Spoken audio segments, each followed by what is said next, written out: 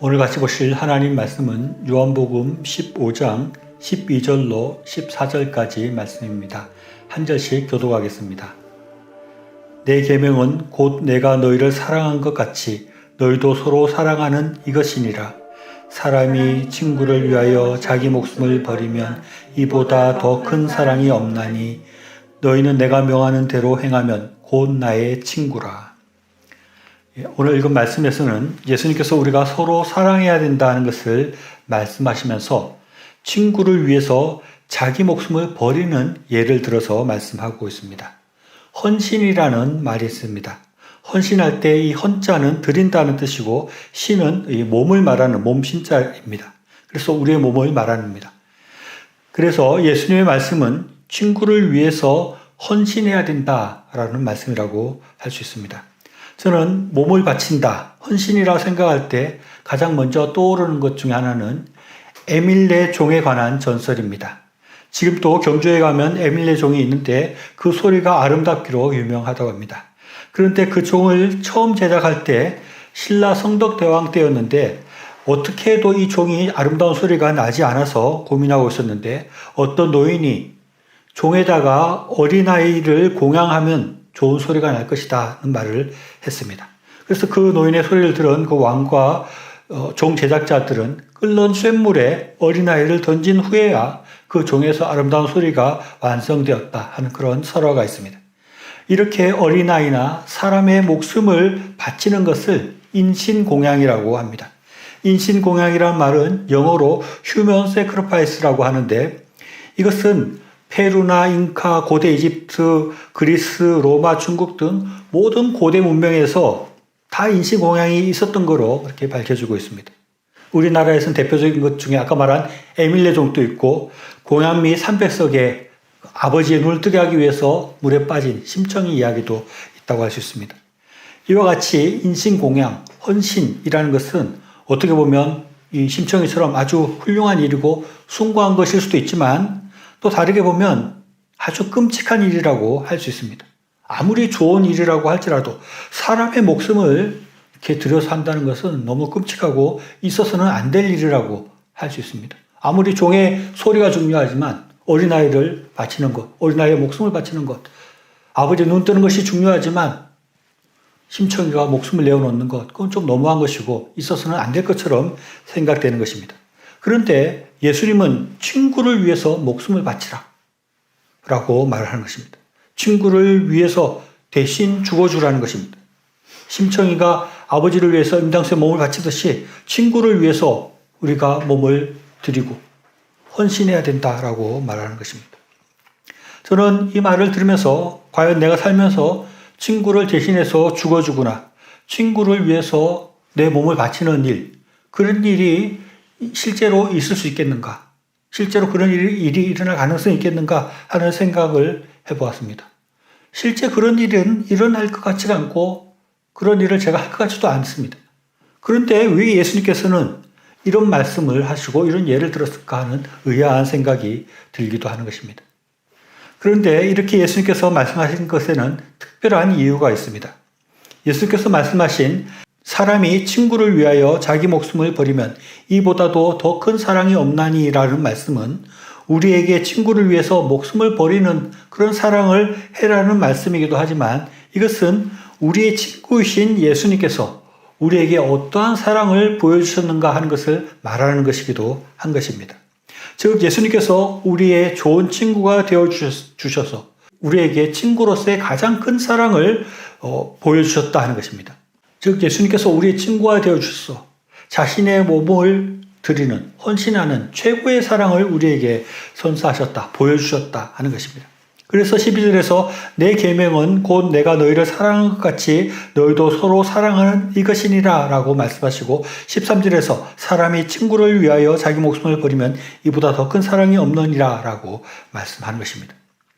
예수님은 우리의 참 좋은 친구로서 우리에게 목숨을 내어주셨습니다.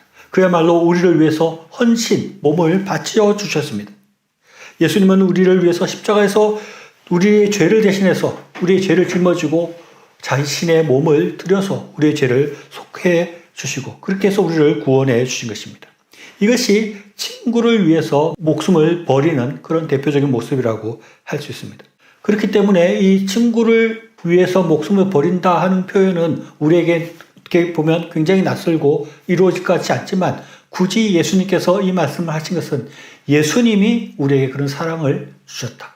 예수님께서 우리를 위해서 몸을 버려서 우리를 구원하셨다. 그런 사랑을 우리에게 주셨다는 것을 말씀하고 있는 것이라고 할 수 있습니다. 그리고 예수님은 이렇게 몸을 버려서 우리를 구원하시는 것, 몸을 들여서 십자가에서 죽으셔서 우리를 구원하시는 것 외에도 우리를 위해서 헌신한 것들이 있습니다. 그것은 예수님께서는 낮고 천한 자, 우리같이 낮고 천한 자의 친구가 되어주셨다는 것입니다. 많은 사람들이 회피하고 멀리하기를 원하는 이 세상에서 조롱받고 천대받는 사람의 친구가 되어주셨습니다. 예수님이 이런 일을 하신 것입니다. 이것은 어떻게 보면 목숨을 버리는 것과 같이 우리를 위해서 헌신하는 것이고 우리를 위해서 자신의 것들을 내어놓는 행위라고 할 수 있습니다. 사람이 낮고 천한 자들에게 친구가 되어주시는 것은 굉장한 자기 희생이고 큰 자기의 것들을 내려놓는 행위라고 할 수 있습니다. 사람들은 자기보다 좀 나은 사람과 친구가 되기를 원합니다. 최소한 자기와 비슷한 사람들과 친구가 되기를 원합니다. 자기보다 못하고 또 세상 사람들 가운데 조롱받고 천대받는 사람들과 친구가 되려고 하지 않는 것입니다. 그런 사람들과 그런 낮고 천한 자와 친구가 되었을 때 자기 자신도 천대를 받고 낮아질 수 있기 때문에 그래서 뭔가 그렇게 낮고 천한 자들과 친구가 되려고 하지 않는 것입니다.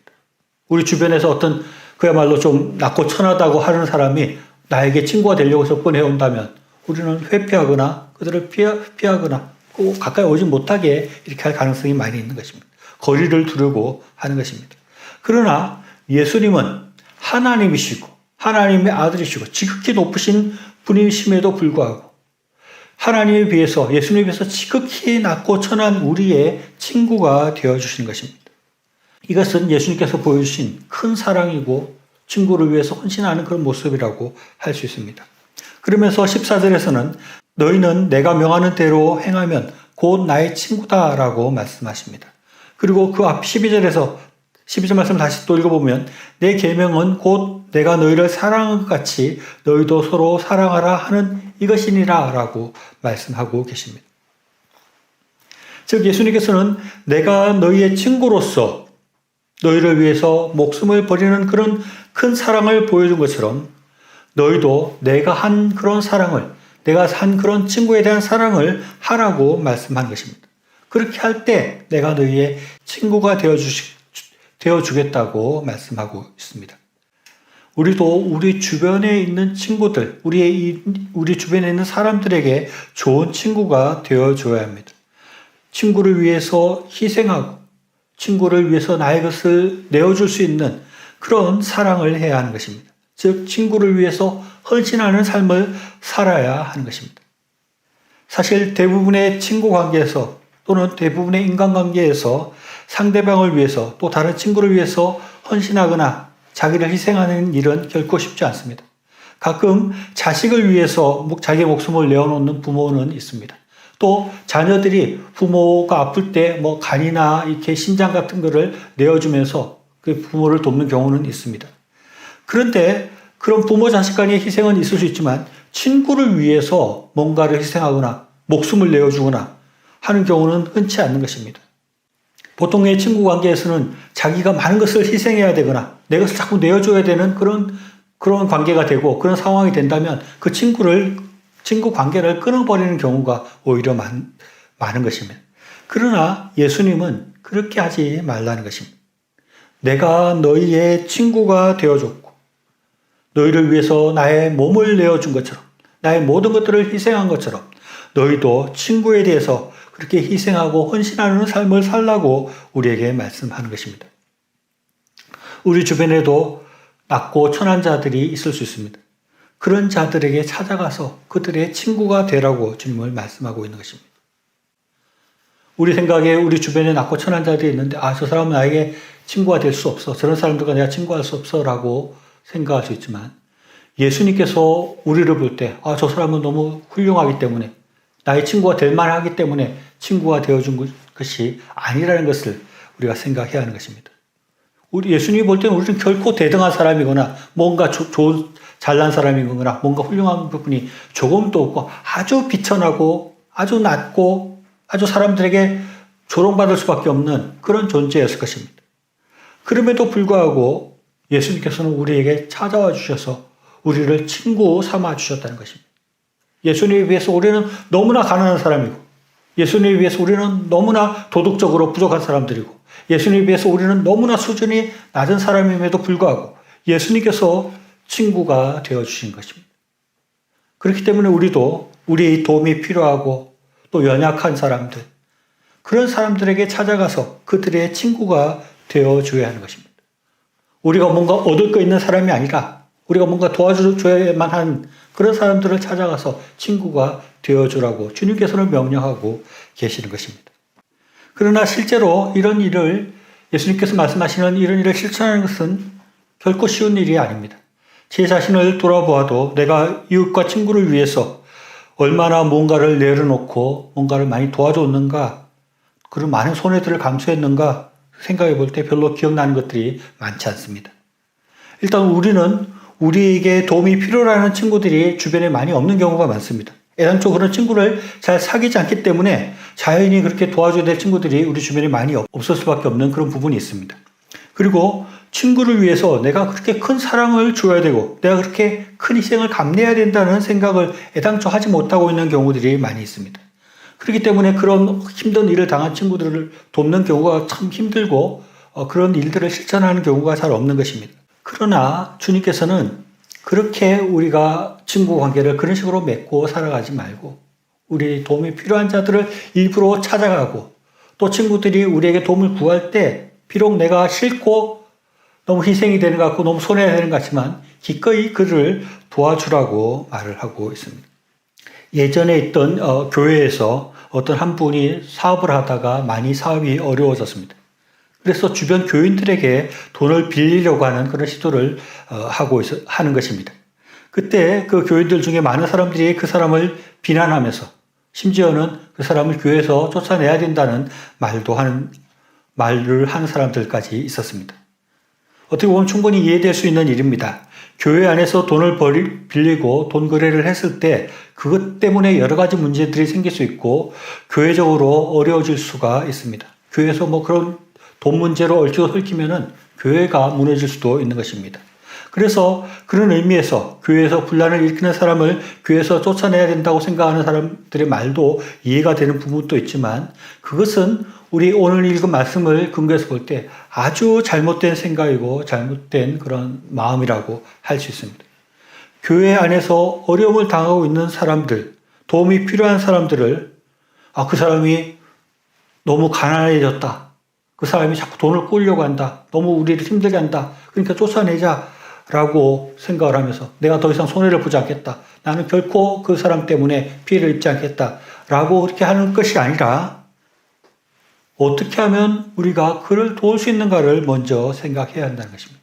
그가 교회 안에서 뭔가 돈을 빌려보려고 하는 것, 그 행위가 비록 잘못된 것이라고 할지라도 그렇게 어려움을 당하고 있는 사람을 쫓아내는 것을 생각하기보다는 그것보다 먼저 어떻게 교회적으로 그 어려움을 당하고 있는 사람을 도울 수 있을 것인가, 우리가 어떻게 그에 도움이 될 수 있을 것인가를 먼저 생각하는 것이 그것이 성경적인 것이고 그것이 믿는 사람들의 태도여야 되는 것이고 그것이 주님께서 말씀하시는 친구를 사랑하는 모습이라고 할 수 있습니다. 어떻게 보면 우리가 그렇게 경제적으로 어려워져서 낮아지고 그래서 다른 사람들에게 도움을 청하고 돈을 빌리려고 하는 그런 사람들의 모습이었음에도 불구하고 예수님께서는 그런 우리에게 친구가 되어주시고 예수님의 모든 것들을 들여서 우리를 구원해 주신 것입니다. 예수님은 내가 그렇게 했듯이 너희들도 그렇게 해야 한다고 말씀하고 있습니다. 그리고 그렇게 할 때 우리가 예수님처럼 우리 이웃들을 위해서 나의 것들을 내려놓고 내가 손해를 보고 그들을 또 돕는 그런 행위를 할 때 예수님은 우리의 친구가 되어주신다고 말씀하고 있습니다. 14절 말씀을 다시 한번 읽어보면 너희는 내가 명하는 대로 행하면 곧 나의 친구라라고 말씀하고 있는 것입니다. 내가 명한 대로 그런 어려운 사람들의 친구가 되어주고 그 사람을 도울 때 내가 너희의 친구가 되어주겠다라고 말씀하고 있습니다. 예수님께서 나의 친구가 되어주신다는 것이 무엇인지 우리는 깊이 생각해 볼 필요가 있습니다. 예수님과 같이 그렇게 위대하고 힘 있는 하나님이신 예수님이 나의 친구가 되어주신다는 것이 얼마나 큰 일인가를, 얼마나 그것이 놀라운 일인가를 우리가 생각해야 합니다. 범죄와 전쟁이라는 영화 대사 중에 내가 너희 서장하고 잘 안다고 이렇게 자랑하는 그런 대사를 서장하고 잘 안다는 것을 자랑하고 과시하는 그런 대사가 있습니다.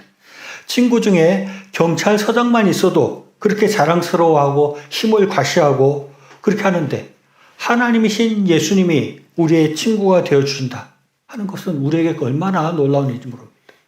예수님이 나에게 참 좋은 친구가 되어주셔서 목숨까지 내어줄 수 있는 그런 친구이다. 예수님 같은 그런 분이 나의 친구로 있다는 것은 얼마나 우리에게 큰 일인지 모른다는 것입니다. 얼마나 큰 능력인지 모른다는 것입니다. 그것은 우리가 이 세상 가운데 낮고 천한 자들, 나에게 돈을 빌리려고 하는 자들, 이런 사람들을 만나가지고 내가 좀 손해보고 그를 도와주면서 금전적인 손실을 이룬 것, 그것을 다 복구할 만한, 그것을 다 갚고도 넘을 만한 그런 복이 우리에게 주어지는 것입니다. 우리가 조금 연약한 친구를 통해서 조금 손해본 것, 그것을 예수님 같이 아주 크신 분과 친구가 되므로 거기서 다 돌려받을 수 있을 만큼 그 큰 도움을 받을 수 있는 것이라는 것입니다. 그렇기 때문에 우리는 낮고 천한 자들의 친구가 되는 것을 두려워할 필요가 없습니다. 낮고 천한 자를 통해서 조금 힘들었고 마음적으로 좀 불편해지는 부분이 있다면 예수님과 친구가 되는 것을 통해서 더 크고 더 풍성한 복과 기쁨을 누릴 수 있기 때문입니다. 우리는 낮고 천한 자들의 친구가 되기를 두려워하지 말아야 됩니다. 우리 주변에 조금 부족해 보이고 내가 도움을 받기보다는 도움을 줘야 되는 그런 친구가 있을 때 오히려 그들을 찾아가서 더 좋은 친구가 되려고 노력을 하고 그들을 잘 도우려고 노력하고 내가 그들을 위해서 목숨을 내어놓지는 못한다 할지라도 나의 가진 것들을 조금씩 내어줄 수 있고 나의 시간을 주고 또 필요한 물질을 주고 이렇게 해서 좋은 친구로서 살아가는 것이 중요한 것입니다. 그럴 때 하나님께서 나의 친구가 되어주셔서 더 큰 복을 내려주신다는 것을 깊이 생각하고 좋은 친구 관계를 맺고 살아가는 저와 여러분이 될 수 있기를 바랍니다.